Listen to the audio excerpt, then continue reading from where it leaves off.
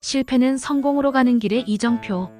실수는 성공으로 가는 길에 세워진 이정표입니다.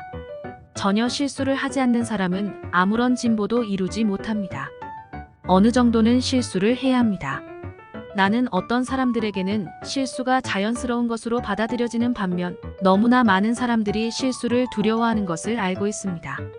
이들은 실수를 할 경우 점검과 재점검 등으로 삶이 경직되며 변화에 대한 용기를 잃게 될까봐 두려워합니다. 결국 이들은 그들의 삶을 한 단계 높일 수 있는 좋은 기회를 놓치고 마는 것입니다. 우리가 실수로부터 배운다는 것은 틀에 박힌 이야기입니다. 그러므로 나는 이보다 더 강하게 말하려 합니다. 나는 당신이 실수 없이는 배울 수 없다고 말할 것입니다. 어떤 사람들이 변화를 통해 절대 성장하지 못하는 한 가지 이유는 이들이 실패를 견디지 못하기 때문입니다. 최고의 사람들까지도 성공보다 실패를 더 많이 합니다. 비법은 이들이 실패가 그들을 뒤엎도록 내버려 두지 않는다는 것입니다. 이들은 최선을 다합니다.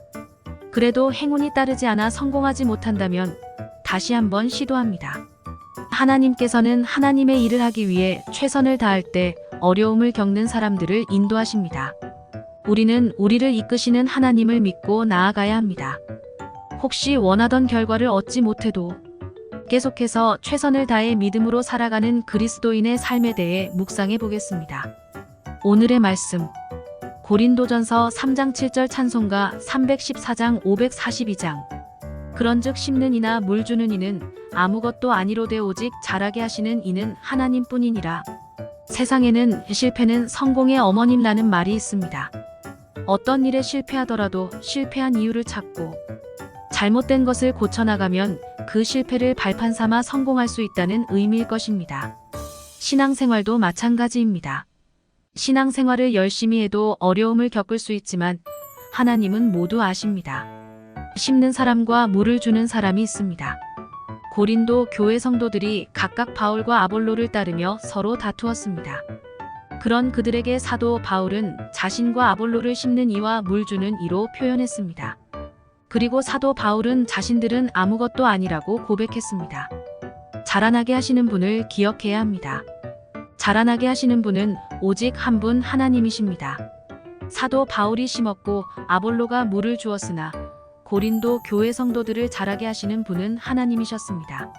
하나님께서는 하나님을 믿는 모든 백성들을 자라게 하시는 분이십니다.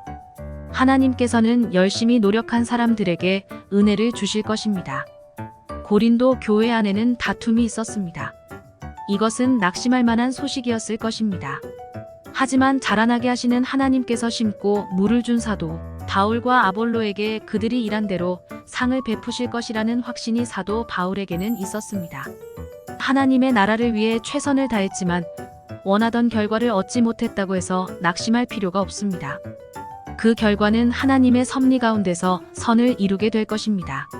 최선을 다한 사람에게는 하나님의 상이 주어질 것을 믿고 열심히 신앙생활을 하시기 바랍니다. 오늘의 기도.